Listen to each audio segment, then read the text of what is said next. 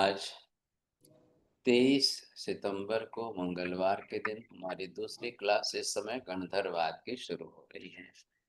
जैसे कि गणधरवाद के विषय में 8वें 9वें गणधर अचल भ्राता जी ये अपना विषय लेकर आए हैं। कर्म के अंदर शुभ और अशुभ कैसे संभव है ऐसा? कार्बन वर्गना तो एक ही है। शुभ वाले को भी कार्बन वर्गना सेम लेकर के ही कर्म बांधना है, अशुभ वाले को भी कार्बन वर्गना सेम लेके ही कर्म बांधना है। जब कर्म है ही जड़ पुद्गल परमाणु तो उसमें शुभ क्या हो सकता है, अशुभ कैसे हो सकता है? संभव ही नहीं है। लेकिन फिर भी इनका अचल भ्राता जी के पास अभी तक तो ये ज्ञान भी नहीं है। इतना भी ज्ञान नहीं है, इसलिए ये कार्बन वर्गना को माने, उसमें क्या स्वरूप है वो लेकर के माने, ये बात नहीं है। महावीर जो कह रहे हैं उसमें सिद्धांत क्या आ रहा है, ये पहले आपको देखना जरूरी है। अब ये आपने देखने के लिए क्या समझना है कि ये जो कार्बन वर्गना के पुद्गल परमाणु, अब ये जिस तरह के कार्बन वर्गना के पुद्गल परमाणु और संसार के समस्त सब जीवों को लेकर के ग्रहण करना ही करना है और उसी से आधार पर कर्म बांधना ही बांधना। ये हो गए आपको कार्बन वर्गना के परमाणु।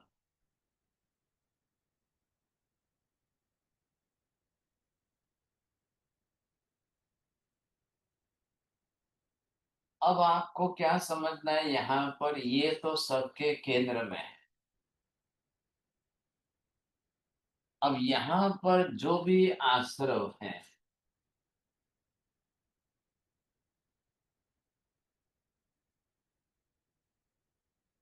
अब ये आश्रव कौन सा कर रहा है? इधर वाला ये लेकर के शुभ आश्रव कर रहा है।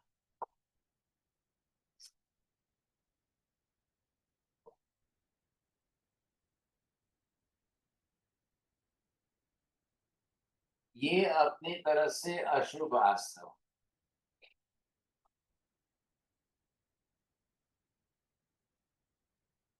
हाँ जी, इधर आप ध्यान दीजिए, केंद्र के अंदर यहाँ जो हमारे पास जिस प्रकार से जो जो परमाणु है, अब इसमें कुछ भी शुभ नहीं है, कुछ भी अशुभ भी नहीं है। इसकी बात किया, ये कार्बन वर्गना के पुद्गल परमाणु, कुछ भी आप इसके अंदर शुभ अशुभ नहीं कहेंगे।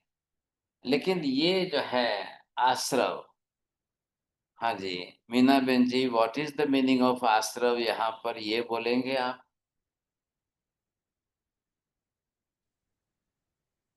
The incoming of the karmas.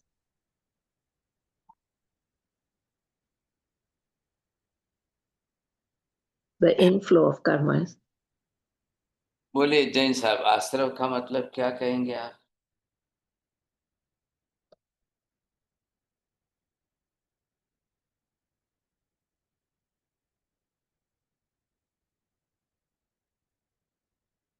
महाराज साहब, फ्लो ऑफ द पुद्गल परमाणु कार्बन के हैं तो कार्बन के वर्गना के पुद्गल परमाणु आश्रव आत्मा के अंदर आ रहे हैं। फ्लो का मतलब है आत्मा में आ रहे हैं। दिया।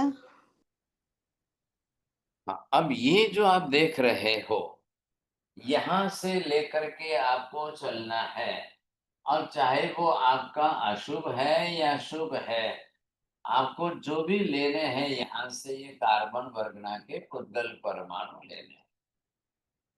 अब यहाँ से ये ले रहे हैं, ये यहाँ पर इस तरह से अंदर आत्मा में आ रहे हैं।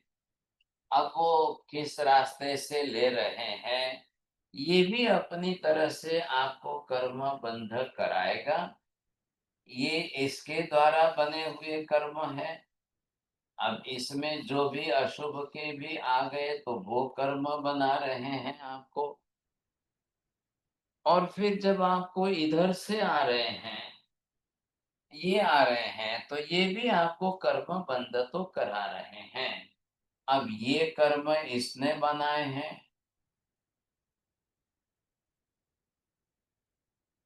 अब दोनों को देख लो आप, अपनी तरफ से ख्याल आ जाएगा, आप वैसे भी समझ सकोगे।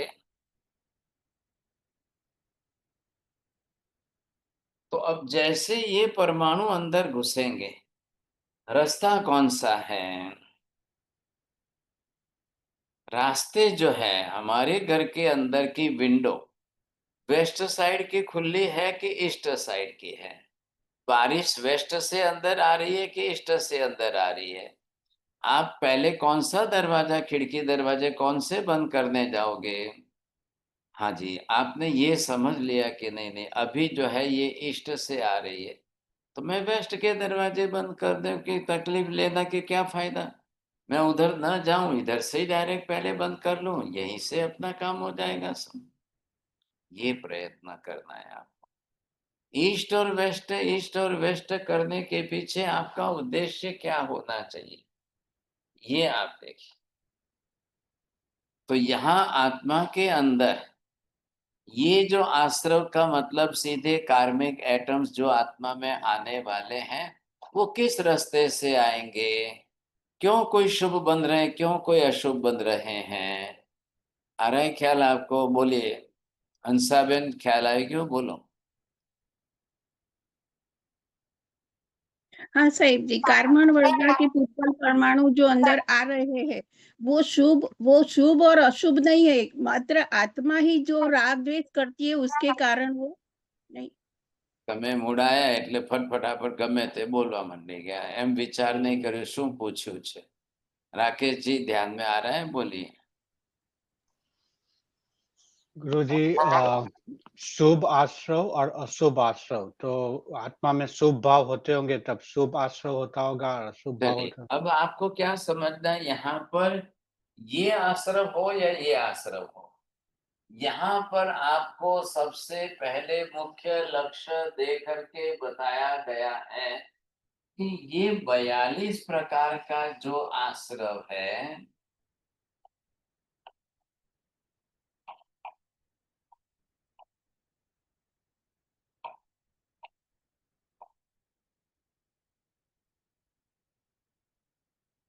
यहाँ पर भी सेम, ये भी सही वहां पर है। अब इसमें से आपको क्या देखना है?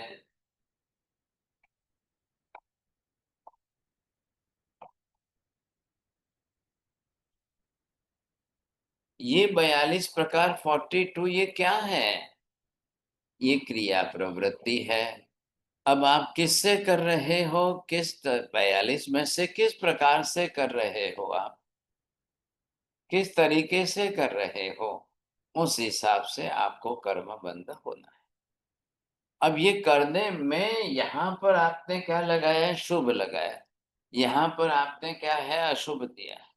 तो ये शुभ वाले कौन से हैं? इन 42 में से जो रास्ते हैं, मैंने उनका शुभ तरीके से कैसे उपयोग किया, आप ये समझिए। आपके घर में स्टील का ग्लास है, आपने पानी पीने के उपयोग में लिया है कि आपने थ्रो करके किसी को सामने चोट पहुंचाने, मारने के लिए उसका उपयोग किया है? कैसे किया है? साधन तो वही है, एक ही है। अब आपने उसका उपयोग किस तरह से किया है वो देखिए। अब उसमें कैसे होगा, क्यों आपको कब शुभ का और कब अशुभ का हो? पैसा वही है और सामने गरीब भिखारी भी बैठा है, अब देना कि उसके पास है वो भी लेना। अरे ये बात, व्यवहार तो पैसे के साथ ही हो रहा है ना। एक आ रहा है पैसे दे रहा है, गरीब का भला कर रहा है। दूसरा आया, उसने देखा कि भाई ये तो अंधा है, इसको पता नहीं चलता है, तो इसने ले लिया सब। अब इसमें करने से क्या हुआ? एक इस तरफ गया कि जिसने दान दे करके पुण्य उपार्जन किया, उसने शुभ शुभ कर्म बंधा है। दूसरे ने यहाँ पर गलत तरीके से बया अशुभ पाप कर्म उपार्जन किया है। वो अशुभ कर्म के कारण उसको तो दुख ही भुगतना पड़ेगा। मैंने क्या कहा, तरीका, रीत, पैसा, साधन, सामग्री, सिर्फ आपका क्या बदल रहा है, क्यों बदल रहा है, आपका उद्देश्य कैसे बदल रहा है, ये आपको देखना है। इतना फर्क पड़ रहा है।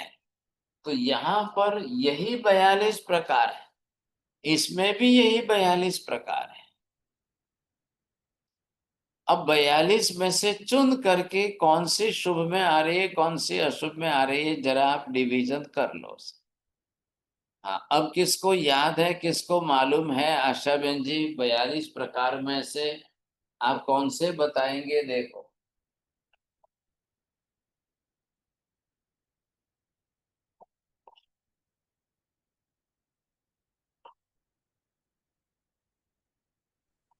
दान देना,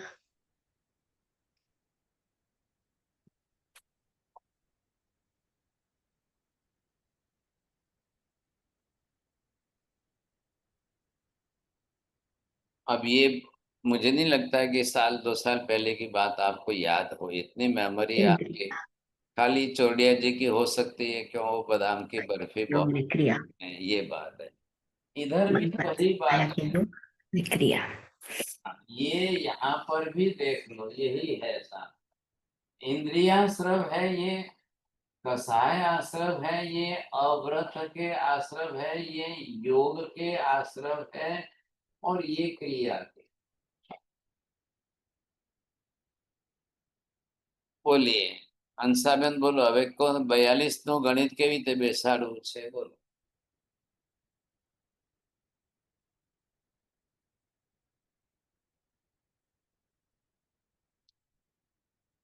और किसको मालूम है 42 के भेद बताने में?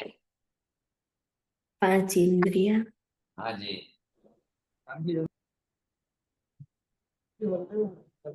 16 कसाई, 4 16 कसाई, 16 कसाई, कसाई,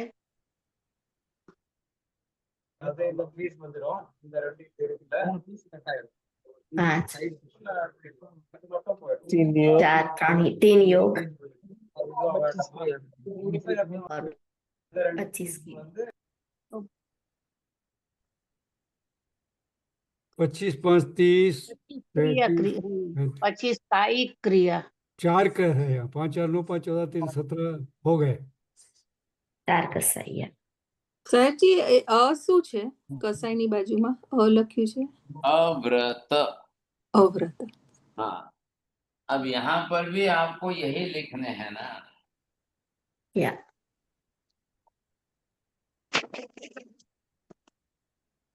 अब ये हो गए आपके पास मेन दरवाजे हैं, मुख्य द्वार। ये है कि जिसके रास्ते, जिस रास्ते से आने वाले।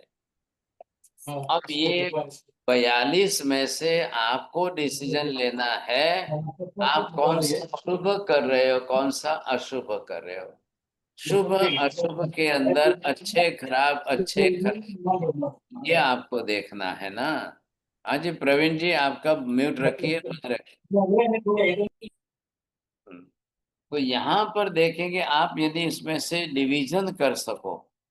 अब आपको ये घर पर बैठे होमवर्क करना है चोटिया जी, ये 42 में से शुभ कौन से हैं, अशुभ कौन से, ख्याल आया कि नहीं? आप वहां पर जैसे ही आपका हेतु बदल गया, बंध हेतु, बंध हेतु बदलने पर यहाँ पर शुभ हो गया, यहाँ पर अशुभ हो गया। पड़ोसी के बच्चे को मारना है तो, और अपने खुद के बेटे को मारना है तो, बोलिए शुभ कौन सा है, अशुभ कौन सा है? ख्याल आ जाएगा दोनों में बहुत आसान से। तो वैसे ही यहाँ पर है, पांचों इंद्रियों का उपयोग क्या खाली अशुभ में ही हो सकता है, क्या शुभ में नहीं हो सकता है?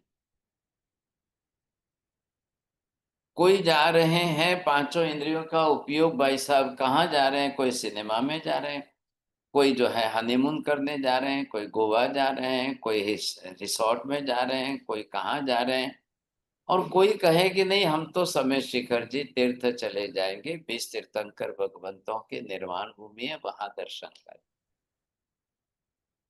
अब देख लो, अब दोनों में फर्क पड़ रहा है कि नहीं पड़ रहा है?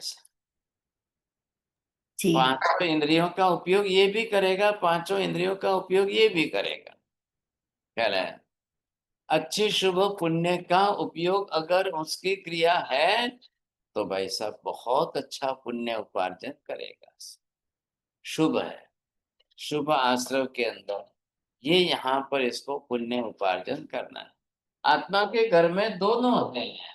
आप यहाँ पर ये लीजिए, आत्मा के घर में दोनों ही है।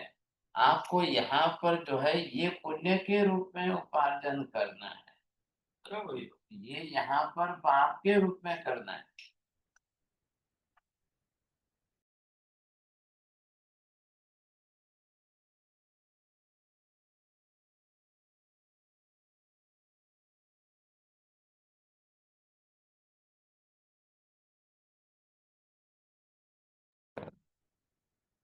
तो यहाँ पर आपने शुभ का निमित्त कौन सा लिया, अशुभ का निमित्त कौन सा लिया, ये गल।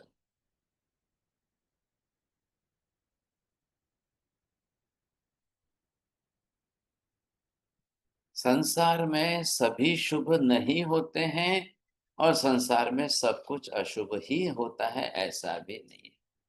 हाउ टू यूज दैट, आप देख लीजिए मोबाइल अच्छा है कि खराब है, भावेश जी आपको क्या लग रहा है?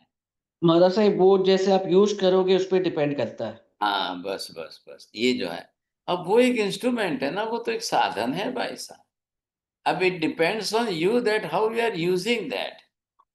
ख्याल है? अगर आप उसका सही सदुपयोग कर रहे हो, वो आपके लिए नॉलेजेबल हो जाए तो ज्ञान भी बढ़ा सकता है।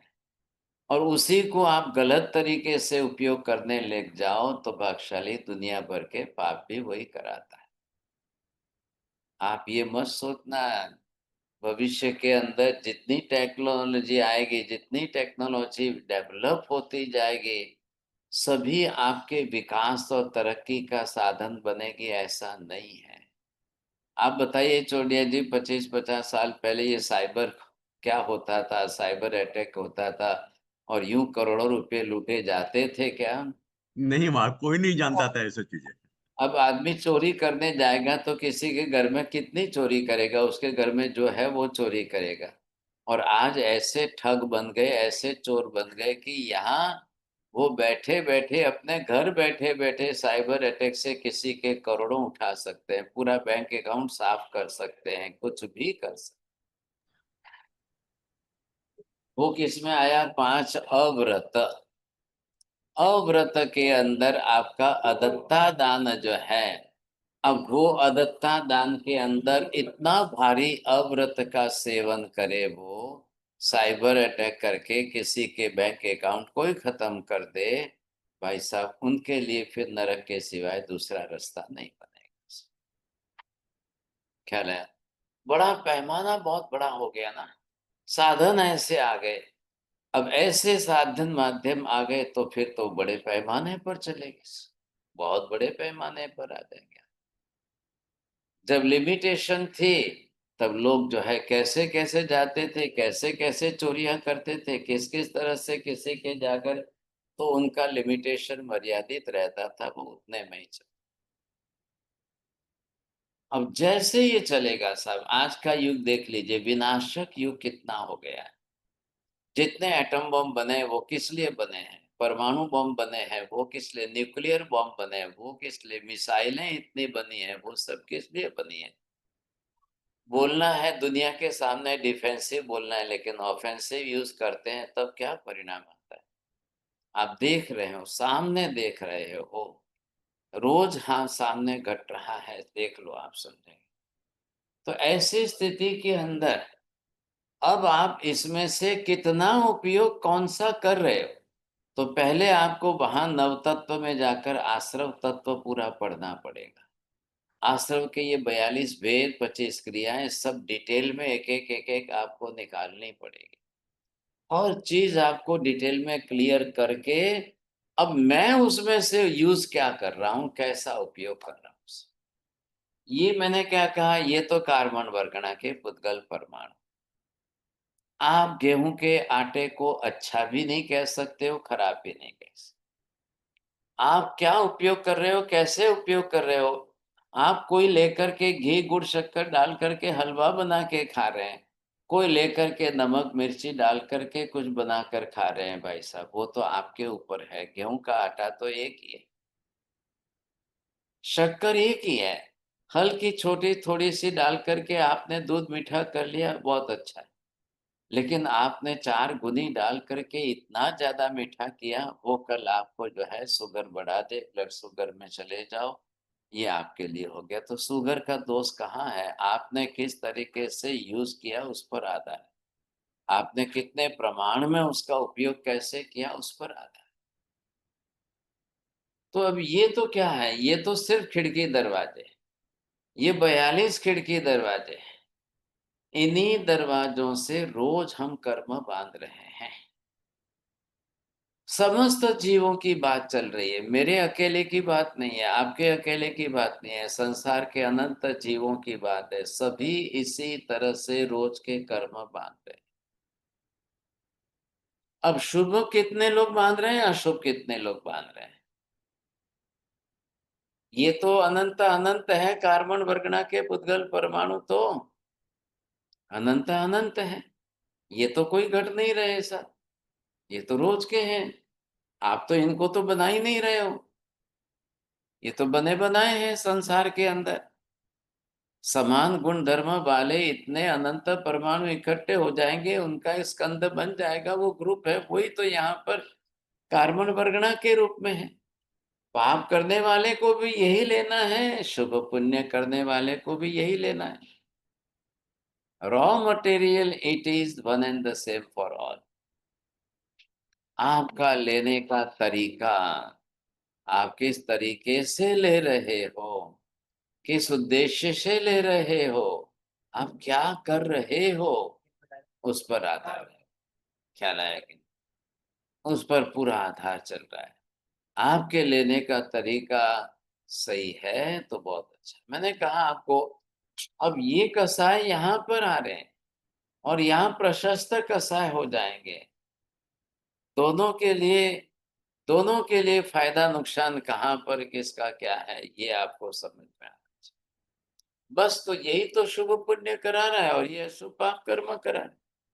अब ये जो साधन है ये क्या है, 3 योग है। ये कौन से है, मन वचन काया के योग। अब इन तीनों योगों का उपयोग आप कौन सा कैसा कर रहे हो, अच्छा कर रहे हो, खराब कर रहे हो, गलत कर रहे हो, सही कर रहे हो, कौन सा कर रहे हो। मन तो एक जड़ साधन है ना, मनोवर्गणा के पुद्गल परमाणु लेकर बनाया हुआ पिंड है। अब आप अच्छे विचार कर रहे हो, शुभ विचार कर रहे हो, गलत खराब विचार तो नहीं कर रहे हो, देख लो आप अपनी तरह से। वचन योग भी इसी में है, बोलिए वचन योग से आप अच्छा ही कर रहे हो, खराब गलत तो नहीं कर रहे हो कुछ भी, ये देख लो आप। फिजिकल एक्टिविटी के लिए काय योग है, शरीर है आपके पास। अब काय योग के लिए, शरीर के लिए आप क्या कर रहे हैं, कैसे कर रहे हैं, ये आपको देखना है। तो दोनों से तीनों योग है आपके, पांचों इंद्रियां आ गई, मन वचन काया के तीनों योग आ गए, और 5 अव्रत, हिंसा झूठ चोरी दुराचार व्यभिचार परिग्रह, क्रोध मान माया लोभ के 4 कसाय में से अनंत अनुबंधी अप्रत्याख्यानी प्रत्याख्यानी संजन, ये आ गए 25 क्रियाएं, हो गए 42। अब आप पूरा लिस्ट कर लो इसका, इतना बड़ा लिस्ट बना लीजिए। ये प्रत्येक व्यक्ति को ये चार्ट अपने घर में रखना है। भावेश जी ध्यान दीजिए, सबको अपने घर में एक बड़ा न्यूज़पेपर साइज का ब्लैंक पेपर लेकर के, और बिल्कुल सेंटर में ये बनाइए, इधर अशुभ आश्रम इधर शुभ आश्रम करके ये चार्ट रखिए, सबका अपना अपना इंडिविजुअल। और रोज रात को सोने के पहले किस में राइट करना है, किस में रॉन्ग करना है, किस में राइट करना है, किस में रॉन्ग करना है, किस में परसेंटेज कितने लिखने हैं, किस में क्या लिखना है, आप बनाइए अपने। आप समझ रहे हैं चौड़िया जी इसको। एवरी मंथली अगर मैं अपनी पर्सनल डायरी बनाता हूँ पूरे महीने की अगर मैं इस तरीके से अगर मेरी बना रहा हूं तो मेरे तो हिसाब हो गया, ऐसा मुझे तो ख्याल आ गया। आप सोच लो, समझे। कई लोग कहते हैं महाराज कितनी 60 70 80 साल की जिंदगी बीत गई, कहाँ हम डे टू डे का रोज लिखने कहाँ गए। अरे आप नहीं लिख रहे हो तो लिखिए साहब, ये आपका हिसाब हो गया। आप क्या बोलोगे कौन सा कर्म, कैसा कर्म, क्या कर्म, कैसा कर्म, हमको क्या पता चलता है कौन सा कर्म बनता है, कैसा कर्म बनता है कि नहीं बनता है, कैसे पता। हम कोई भगवान थोड़ी अंदर नहीं। अरे भाई साहब, ये तरीका अपनाओगे तो आश्रव और बंध हेतु मिल गए तो आपको कर्मों का ख्याल आ गया। शुभ कर्म अशुभ कर्म, अशुभ कर्म के अंदर तो 8 ही 8 कर्म है, शुभ के अंदर तो नाम गोत्र वेदने आयुष्य 4 ही है। बस तो फिर यहाँ पर ये हिसाब ले लो। अब इस हिसाब के अंदर आपने कौन सा कर्म किया आज। आज की तारीख 23 सितंबर को मंगलवार में मैं इस 42 में से कितने को हाँ लिखूं, कितने को ना लिखूं। 10 पर हाँ लिखूं कि 15 पर हाँ लिखूं और 20 पर ना लिखूं। सही में शुभ के अंदर मैं 10 पर हाँ लिखूं, 15 पर हाँ लिखूं, 20 पर लिखूं, बाकी पर नहीं। तो यहाँ मेरे पास तो लिस्ट हो गया, मेरा लिस्ट तो मेरे साथ हो गया। समझ, मैं आपको बताना चाहता हूं, एक परिवार के अंदर सबसे बुजुर्ग वडील जो है वो रात को सोने के पहले 20 मिनट निकालकर परिवार के उनके 7 सभ्य हैं, सातों सभ्यों को साथ में एक एक पेपर दे दिया है, सबका बना बनाया ये चार्ट दे दिया है। भाई आप भी लिखो, आप भी लिखो, अपना अपना खुद का लिखो, मैं भी मेरा लिखता हूँ, सब अपना अपना लिख करके बाद में सोने जाएंगे। सब 9:30 बजे बैठाए और बोले 30 मिनट के अंदर आपको चांस दिया है, जिसको जो लिखना है लिख। क्या अब इससे क्या हो गया कि एक हैबिट पड़ गई। एक जने ने लिखा और फिर दादाजी ने बोला भाई अब मंथली टेस्ट अपना रेगुलर चलेगा, हम मंथली जो है सबका चेक करेंगे, आपका भी करेंगे, मैं आप मेरा करिए मैं आपका करूंगा। 1 महीने का लिस्ट निकाला तो एक बेटे का इस 42 में सबसे ज्यादा रैंक उसके पाप कर्म के आए, इधर पुण्य में माइनस आए। तो पिताजी ने साफ शब्दों ने कहा अब ये प्रायश्चित कर लो, इतने पाप का पहले धोने का प्रायश्चित करो और फिर अगले महीने तुम इसमें कितनी सुधारना करते हो देख लो, नहीं तो तुम कर्म बांधते जाओगे, ये कर्म बनते जाएंगे, बंधते जाएंगे तो फिर दुर्गति हो जाए। इतनी जागृति आ गई, इतनी जागृति आ गई और व्यक्ति को ये पता चल गया। अब क्या था, ये है 18 पापस्थानक का, इधर इसके साथ में जोड़ दिया गया है 8 कर्म का। अब ये क्लियर है साहब, किस पाप से कौन सा कर्म बनता है, कैसे पाप से कौन सा कर्म बनता है। आपको भी तो मालूम है गेहूं के आटे की रोटी कौन सी बनती है, पराठा बनाता है किससे बनेगा, बाजरी के आटे से क्या बनेगा, आप सब अच्छी तरह से जानते हो। ये भी जान लो, ये रॉ मटेरियल है, ये बनाने की रीत है। अब अशुभ आश्रम से लेकर बनाओगे तो वो कौन सी रोटी आपकी कैसी बनेगी, वो क्या बनेगा, कैसा बनेगा। और जब आप इसके अंदर से शुभ भी आश्रम, अब शुभ आश्रम के अंदर आपका क्या बनेगा, कैसे बनेगा, बिल्कुल ख्याल आ जाए। अब मुझे ये ज्ञान है कि ये 18 पाप की प्रवृत्ति है, इसमें सब आ गए। ये 25 प्रकार की क्रिया है ना, इसमें सब आ गए। ये आ गए 6ठे क्रोध, 7वें मान, 8वें माया, 9वें लोभ, 10वें राग, 11वें द्वेष, 12वें कलह, ये सब आ गए ना। और ये कौन से आ गए, पहले प्राणातिपात, दूसरे मृषावाद, तीसरे अदत्तादान, चौथे मैथुन, 5वें परिग्रह, ये आ गए 5, सब आ गए इसमें, इसमें भी सब आ गए। सिर्फ आपको अपना करने का तरीका और प्रमाण, ये आपको ध्यान देना है। मेरे करने के तरीके में मैंने कितने इसमें से यूज किए हैं, आज कौन सा यूज किया है, कितने प्रमाण में यूज किया है, ये चारों कसाय में से अगर इसने अप्रत्याख्यान किए तो मैंने संज्वलन किए हैं, मैंने संज्वलन किए तो वो जरा इसमें लिया तो मेरे लिए तो अच्छा ही रहा ना कि भाई मेरी मात्रा बहुत छोटी सी है, मेरी मात्रा बहुत थोड़ी सी है, मैं तो कल धो लूं, ये फायदा हो जाएगा। कोई भी करे, 1-2 महीने आप करके देखिए, अपनी तरह से इतना पॉजिटिव रिजल्ट आता है, आपको खुद को अपनी अवेयरनेस आ जाएगी, ये मैं कर रहा हूं, ये गलत है, मुझे ये पाप छोड़ना है, मुझे ये पाप छोड़ना है। फिर आपकी आंखें खुल जाएगी। तो ये अब आप ये नहीं कह सकते हो ना कि कर्म बनता है कि नहीं बनता है, शुभ बनता है कि अशुभ बनता है, क्या ख्याल आवे साहब, कैसे समझे हम। अरे भाई साहब, आपने दूध पिया, दूध पाक पिया, पनीर खाया, आपने क्या खाया तो ताकत आई कि नहीं आई, शरीर में कहाँ गया वो, शरीर में ताकत आई कि नहीं आई, क्या हुआ सबने। उधर देखिए, जब आपका खुद का आंख के सामने है, पी रहे हो, खा रहे हो और आपको ताकत आ रही है, ये अनुभव हो रहा है, तो इसमें क्यों नहीं होगा, बरोबर होगा, इसमें भी सही ढंग से हो। ख्याल है आपको, ये भी आपके लिए बिल्कुल सही ढंग से करने वाला है। अब इसमें आपने किया तो क्या फायदा हुआ, आपको ये ख्याल है कि मुझे आज ये मोहनीय कर्म बनता है, कसाय मोहनीय कर्म बनता है, मुझे आज यहाँ दर्शनावरणीय कर्म बनता है, मुझे आज यहाँ पर मोहनीय कर्म इतने प्रमाण में ये बना है। बोलो, नहीं कैसे ख्याल में आएगा, पूरी तरह से ख्याल में आएगा जब आपके पास कारण तैयार है, प्रक्रिया पद्धति तैयार है, तो आपकी जानकारी में वो विषय भी तैयार है।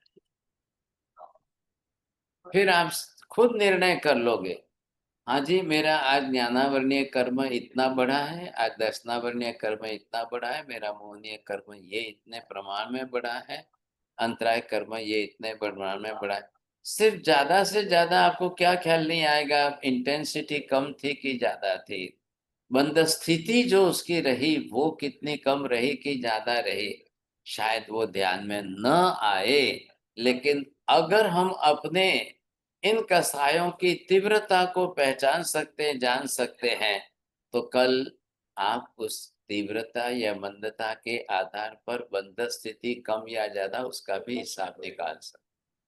अप्रोक्सीमेटली मान लो मुझे 20 कोड़ाकोड़ी सागरोपम 30 कोड़ाकोड़ी सागरोपम तक का, वहां तक का हिसाब न समझ में आए, मैं इतना जरूर समझ लूंगा कि नहीं सर, मुझे आज मेरी इंटेंसिटी काफी ज्यादा थी, मुझे तीव्र कर्म बंध, ये आपको ध्यान देना है समय, और ये संभव है, अच्छी तरह से संभव है, ध्यान में आ सकता है, नहीं आवे ऐसा नहीं है। क्या ख्याल है, अब ये अगर हमारी समझ में आ रहा है तो बहुत काम हो है और बिल्कुल आसान है, बहुत तरीके। अब आपको क्या शंका क्या आएगी, इधर देखिए, अरे शुभ में भी यही शब्द दिया, अशुभ में भी यही शब्द दिया, आपका आशय शुद्ध है या गलत है, what type of the intention you have in your mind, पहले वो देखो। अगर आपका आशय शुद्ध है तो काम, क्या है, आशय शुद्धि बहुत अनिवार्य है। आपको मैंने वो भी पहले बताया था, आश्रव और बंध के अंदर आश्रव होता है तो बंध होना ही होना है। अब आश्रव ही शुभ होगा तो बंध का उद्देश्य आपका शुभ होगा तो बरोबर बंध हो, क्योंकि पुण्य हो या पाप हो, दोनों के लिए कर्म बंध की प्रक्रिया तो सेम रहेगी। प्रदेश बंध आएगा, प्रकृति बंध आएगा, रस बंध आएगा, स्थिति बंध आएगा, सब कुछ उसमें आएगा, वो आपके लिए साथ में ही रहने वाला। तो फिर जब बंध ही रहा है तो हम अशुभ क्यों बांधे, क्यों ना शुभ शुभ बांधे हम। अब सब जगह पर हर व्यक्ति की इच्छा प्रधान रूप से चलती है। वही महिला आज जो है गेहूं का आटा घी गुड़ शक्कर मिलाकर के बरोबर हलवा बना रही है, लोग खुशी से खा। दूसरे दिन उसने ही अपने विचार बदल दिए, इच्छा बदल दी, वो उसमें नमक मिर्ची सोडा डाल करके ऐसा बनाती है कि वो खारा लगता है। बदल गई दृष्टि, समझे कि नहीं? ऐसे करके अगर लोग बदलेंगे ना, तब आपको पता चलेगा कि किसमें आश्रव शुभ हो रहा है, किसमें आश्रव आपका अशुभ हो रहा है। दोनों बात से ख्याल आ जाएगा। बोलिए। हाँ जी। गुरुदेव आश्रम 20 है, आप 42 प्रकार के हो, कैसे हुआ? आश्रम 20 ही बताते हैं। क्यों? आपने नई बात कहाँ से लाई? नहीं, जीव जीव 14, अजीव 14, पुण्य 9, पाप 18, आश्रव 20, संबर 20, निजरा 12, और बंद 4। कोई मतभेद कहीं से है कि क्या है? वही मेरे को कंफ्यूजन हुआ। हम तो भाई, मैं आपको नव तत्व का ग्रंथ निकाल के बता दूं, उसमें बरोबर 42 ही बताए गए। 42 ही आते हैं। नहीं, आपके पास कोई कहीं से अलग मिल रहा है तो शायद कोई संप्रदाय भेद है या मतभेद है, मुझे पता नहीं है इसका। अच्छा,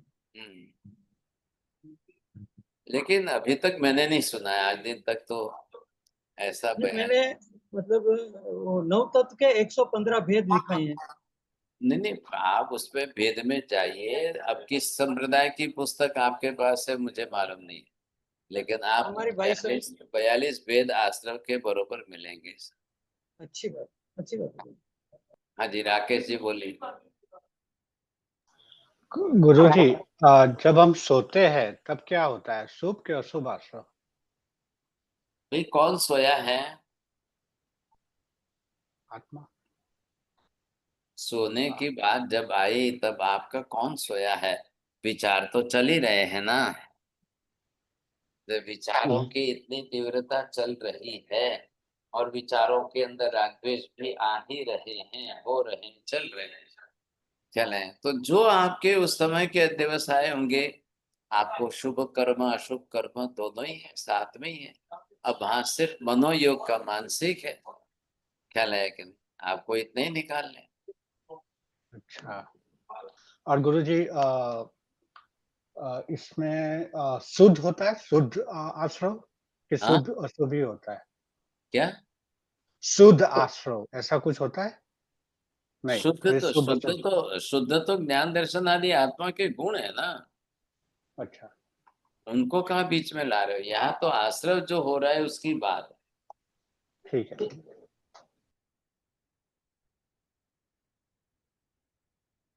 मत्स्य नंदानी साहिब जी, साहिब जी अव्रत है तो उसका प्रशस्त अव्रत कैसे हो सकता है? प्रशस्त हिंसा कैसे होगी?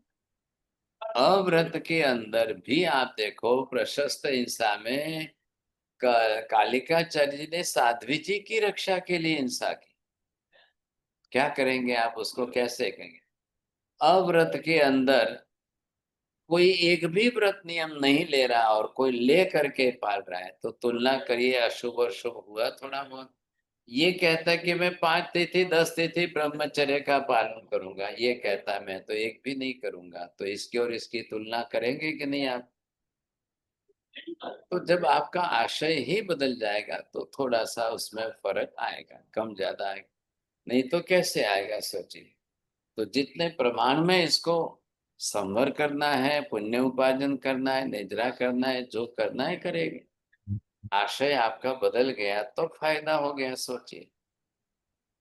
ये भगवान को मुकुट चढ़ा रहा है और ये कोई भगवान के मुकुट की चोरी कर रहा है, ख्याल है? तो दोनों बात बन जाएगी इससे।